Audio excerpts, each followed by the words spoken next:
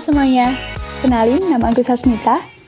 Aku seorang mahasiswi ilmu komunikasi dari Universitas Negeri Surabaya.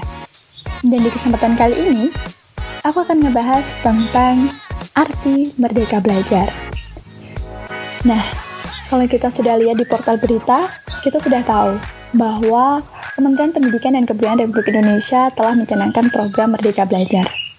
Dan menurut Menteri Pendidikan dan Kebudayaan Republik Indonesia, yaitu Bapak Nadiem Anwar Makarim, menjelaskan bahwa arti Merdeka Belajar itu di mana guru merdeka memiliki makna unit pendidikan, yaitu sekolah, guru, dan muridnya mempunyai kebebasan untuk berinovasi dan belajar dengan mandiri dan kreatif.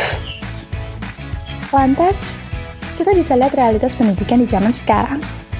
Pendidikan di Indonesia memang sepenuhnya belum rata, dan tidak semua orang mendapatkan fasilitas pembelajaran yang sama di seluruh daerah. Tapi, apakah itu artinya mereka tidak bisa merdeka dalam belajar?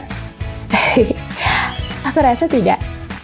Mereka tetap bisa merdeka dalam belajar. Saat ini kita bisa lihat, ada berbagai ragam jenis mahasiswa di suatu kampus.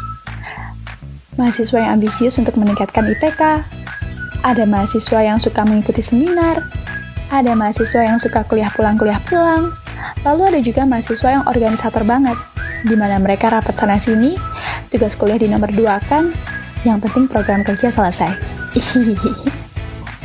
Ya, ada banyak jenis mahasiswa. Lantas, apakah yang mereka lakukan itu salah? Jawabannya tidak. They will do what make them happy. Mereka tetap melakukan dengan apa yang mereka mau dan apa yang mereka inginkan. Dan menurutku itulah arti merdeka belajar yang sesungguhnya. Nah, bagi mereka yang niat mengikuti seminar, mereka akan mendapatkan banyak ilmu di sana dari berbagai pemateri yang ada. Lalu, bagi mahasiswa yang ambisius untuk meningkatkan IPK, mereka akan belajar dengan rajin tanpa paksaan dari siapapun. Mereka akan berusaha dengan kelompok tugasnya untuk menyelesaikan tugas dengan hasil yang terbaik. Lalu, bagi mahasiswa yang kuliah pulang, ya mungkin di kampus ia akan berkutat dengan rumus dan angka. Nah, bisa jadi waktu di kamar kos atau di rumah, ia akan berkutat dengan yang lain. Misalnya, ia akan berkutat dengan tinta dan kuas. Atau ia tidak sepenuhnya pulang. Namun, ia melakukan aktivitas di luar kampus di mana ia berinteraksi dengan banyak orang dari berbagai kalangan.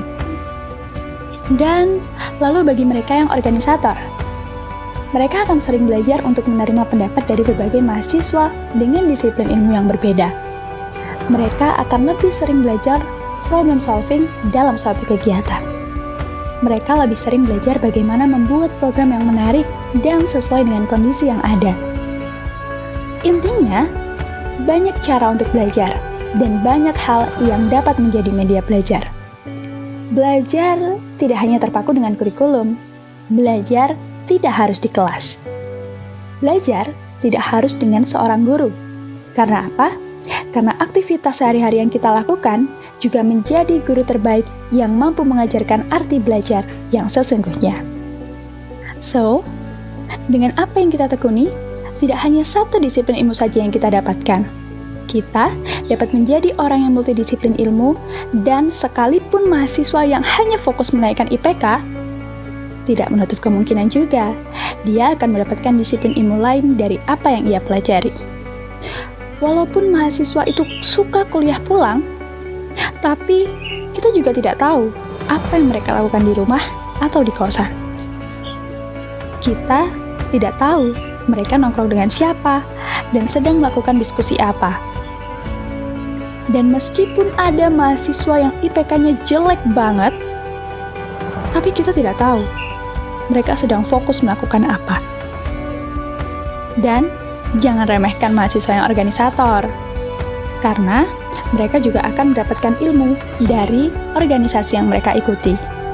Jadi, mau seperti apa kamu tetap dapat melakukan aktivitas belajar dengan cara yang kamu mau.